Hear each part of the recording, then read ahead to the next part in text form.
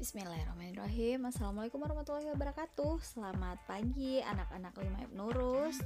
Semoga anak-anak semua selalu dalam keadaan sehat dan selalu dalam lindungan Allah Subhanahu wa taala. Amin amin ya rabbal alamin.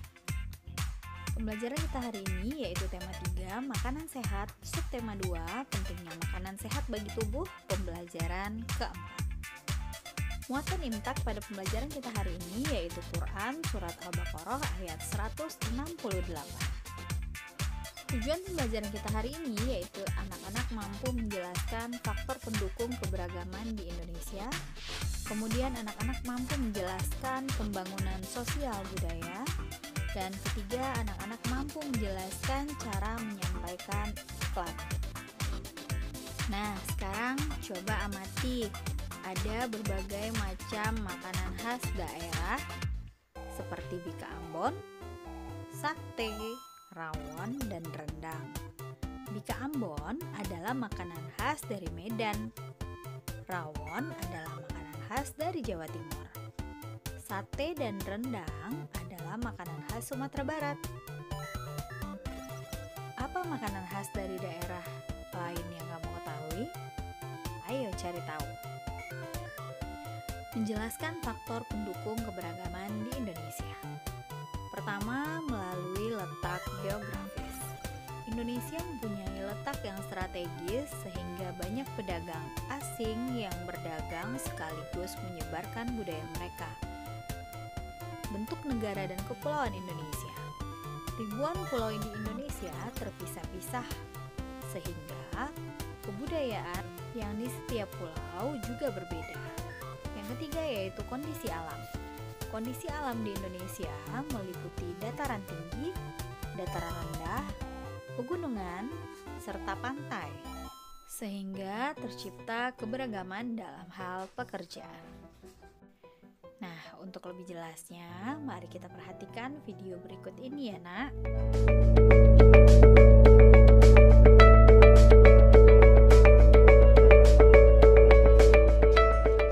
Di Indonesia terdapat banyak keragaman, misalnya suku bangsa, bahasa, agama, dan budaya. Banyak faktor yang menyebabkan terjadinya keragaman dalam masyarakat Indonesia. Beberapa faktor yang dimaksud seperti berikut. 1. Letak strategis wilayah Indonesia. Letak Indonesia sangat strategis, yaitu berada di antara Samudra Hindia dan Samudra Pasifik. Indonesia juga berada di antara benua Asia dan benua Australia. Letak strategis tersebut menjadikan Indonesia berada di tengah-tengah lalu lintas perdagangan. Para pedagang dari berbagai negara datang ke Indonesia. Mereka membawa agama, adat istiadat, dan kebudayaan dari negaranya. Faktor yang kedua, kondisi negara kepulauan. Keadaan geografi Indonesia merupakan wilayah kepulauan yang terdiri atas 13.466 pulau. Banyaknya pulau di Indonesia menyebabkan penduduk yang menempati satu pulau atau sebagian dari satu pulau tumbuh menjadi kesatuan suku bangsa. Faktor yang ketiga, perbedaan kondisi alam. Keadaan alam Indonesia tersebut mempengaruhi keanekaragaman masyarakatnya. Masyarakat pantai lebih banyak memanfaatkan laut untuk mempertahankan hidupnya, yaitu dengan menjadi nelayan. Sebaliknya, masyarakat yang tinggal di lereng pegunungan memiliki upaya sendiri untuk mempertahankan hidupnya. Mereka lebih memilih mata pencaharian yang berkaitan dengan relief alam pegunungan, misalnya sebagai peternak atau petani sayur. Kemudian bagaimana dengan masyarakat yang tinggal di kota? Masyarakat yang tinggal di kota tentu tidak akan menjadi nelayan. Masyarakat kota cenderung untuk membuka usaha, bekerja di kantor atau bekerja di pabrik. Faktor yang keempat adalah keadaan transportasi dan komunikasi.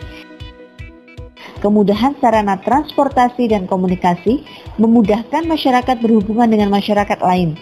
Sebaliknya, sarana yang terbatas akan menyulitkan masyarakat dalam berhubungan dan berkomunikasi dengan masyarakat lain.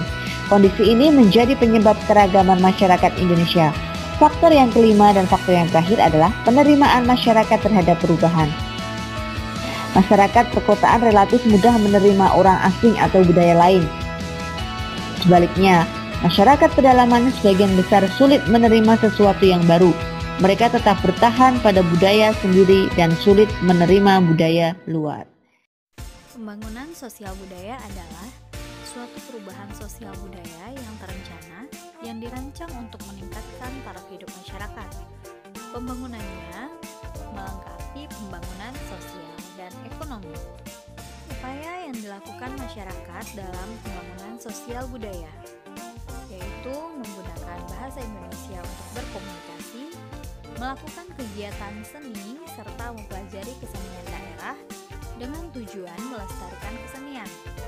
Contoh, berlatih memainkan musik daerah, berlatih menari di sanggar tari, kemudian memberikan kesempatan bagi laki-laki dan perempuan untuk menuntut ilmu setinggi-tingginya.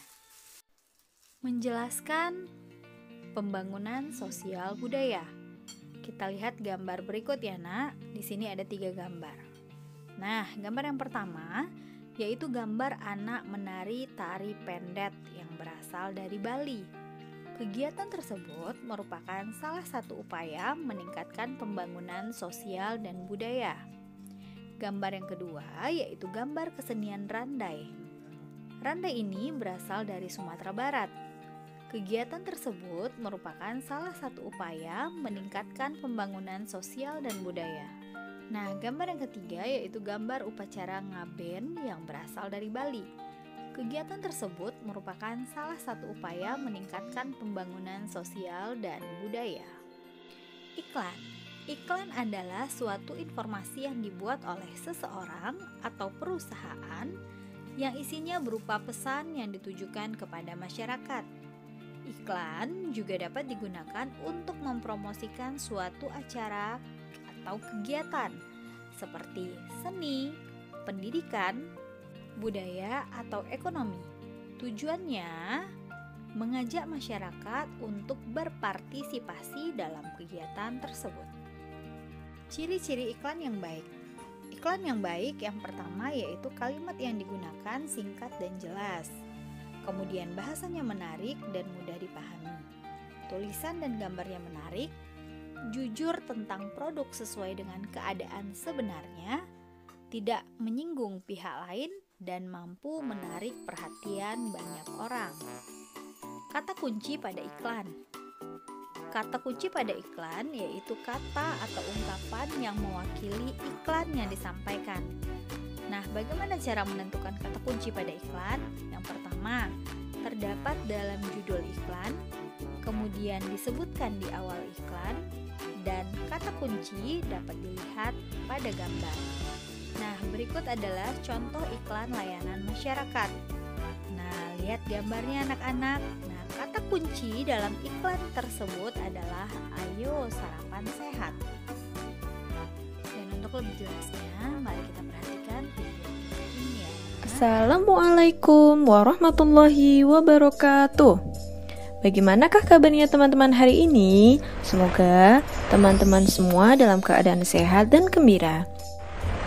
Pada hari ini kita akan belajar tentang Bahasa Indonesia tema 3 KD 3.4 tentang iklan media cetak dan media elektronik.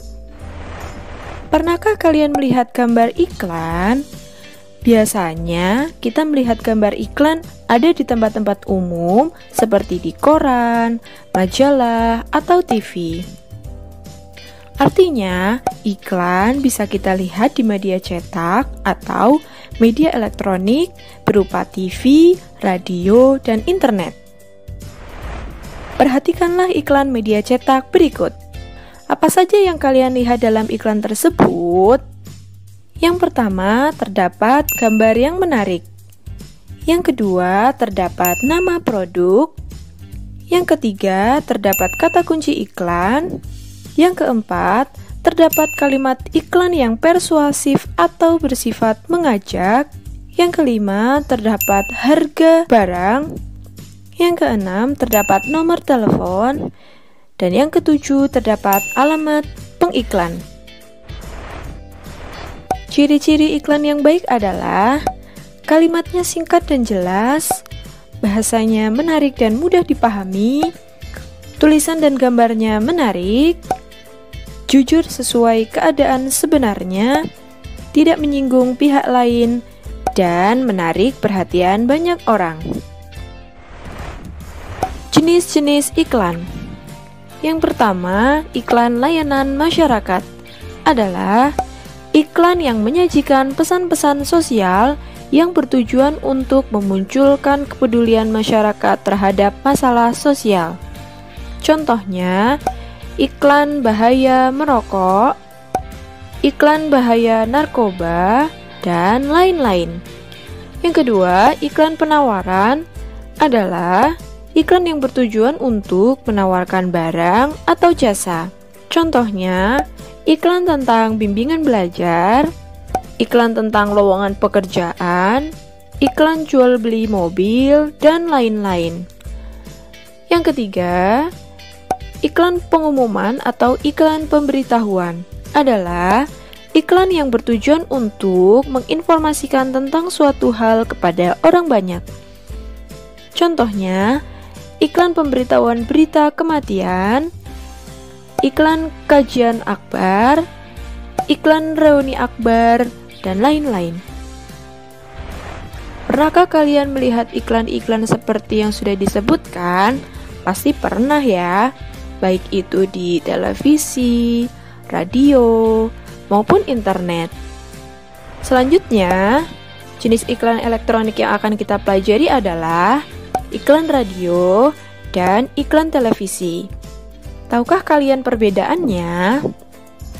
Iklan radio adalah iklan yang mengandalkan suara untuk menyapa pendengarnya. Sedangkan iklan televisi adalah iklan yang disiarkan di televisi. Iklan ini terdiri dari suara, gambar bergerak, serta tulisan.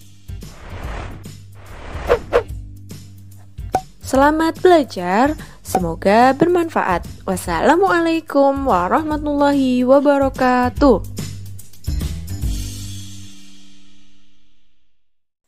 Oke anak-anak, berarti sekarang saatnya kita latihan. Anak-anak kerjakan di buku latihan dengan tulisan yang rapi. Oke, selamat mengerjakan. Terima kasih atas perhatiannya. Assalamualaikum warahmatullahi wabarakatuh.